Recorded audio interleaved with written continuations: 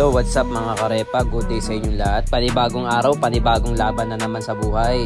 In today's video nga pala, ang bida natin ay isang Dio 3ZX Millennium at ang mga kasama nating masisipag. Madami pala tayong gagawin ngayon kasi meron tayong project restoration na Dio 3ZX Millennium. At kung mapapansin yung mga karepa, busy rin yung mga brother natin sa pag-asikaso ng mga order sa atin. Madami na kasing pending na order sa amin mga karepa. Dito nga pala sinimulan ko ng kalikutin yung Dio 3 at napansin kong nakalak yung upuan kaso wala tayong susi. Andun sa loob. Ang galing, di ba? Sinipat-sipat ko dyan kung paano ko aabutin at susungkitin yung locking mechanism niya. Medyo natagalan akong hanapin at sipatin. At finally, na-open na rin natin mga karepa.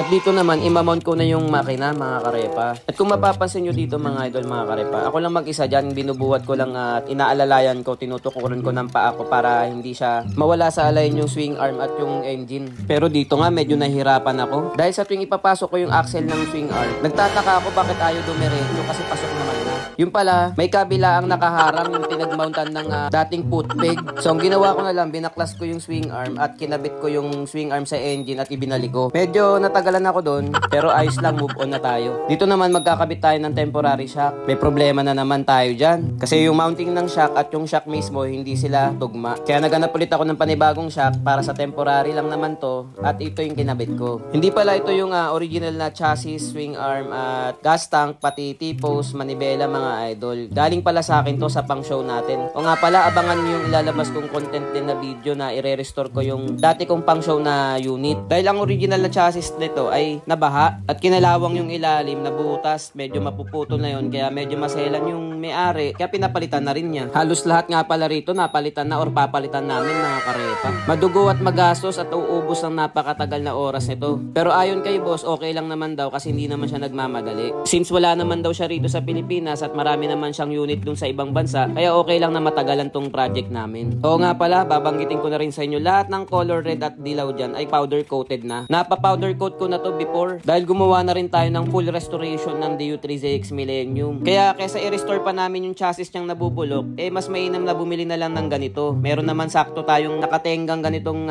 pyesa, kaya ito na lang ang in-offer natin sa kanya. Malaki na ang masisave nating oras at malaki rin yung masisave ng pera. Dahil isa sa mga trabaho ng isang mechanic or ng isang builder is magbigay ng tamang advice sa mga client nila. Yung mga client na yan is soon to be friend mo na rin, kaya wag mong lolokohin mga karepa. Pero syempre, business is business. Kung magkano yung labor mo, yun ang babayaran niya. Pwede naman tumawad eh. Wag lang baratin, madali naman tayong kausap, di ba? Balik nga tayo dito sa bida. Kinakabit ko na nga pala yung fuel pump nito. Kinakalikot ko pa yung air pneumatic gun ko kasi masyadong malakas. In-adjust ko lang sa number 3 para hindi masira or ma-loose thread yung mga tornilyo kapag ginamitan natin ng pneumatic air impact. At dito na nga, magkakabit naman tayo ng shock mga karepa. For temporary shock lang din to mga karepa. Papalitan pa namin to in the near future kung makapili na siya ng magandang shock na gusto niya. Syempre, susundin natin yung client natin, di ba? Tayo, nagbibigay lang tayo ng advice at magandang konsepto, pero at the end of the day, sila pa rin ang masusunod dahil sila ang may-ari nito. Tips na rin nga pala sa mga nahihirapang magkabit ng shock dito, ayaw pumasok nung inner tube.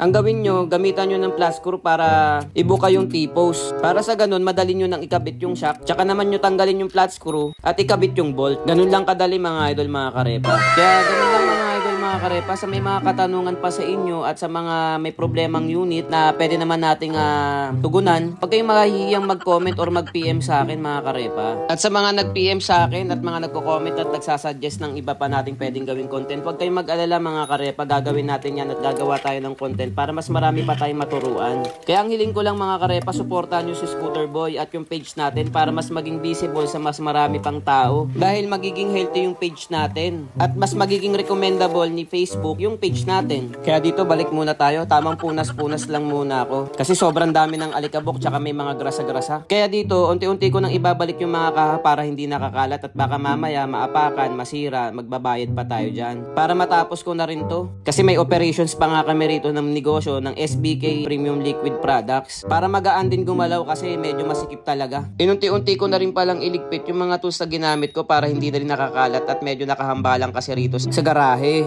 Kaya mga karepa, hanggang dito na lang muna tayo. At abangan nyo yung mga ilalabas pa nating content sa future. Huwag nyo palang kalimutan mag-like, mag-follow at mag-share sa page natin. Maraming salamat.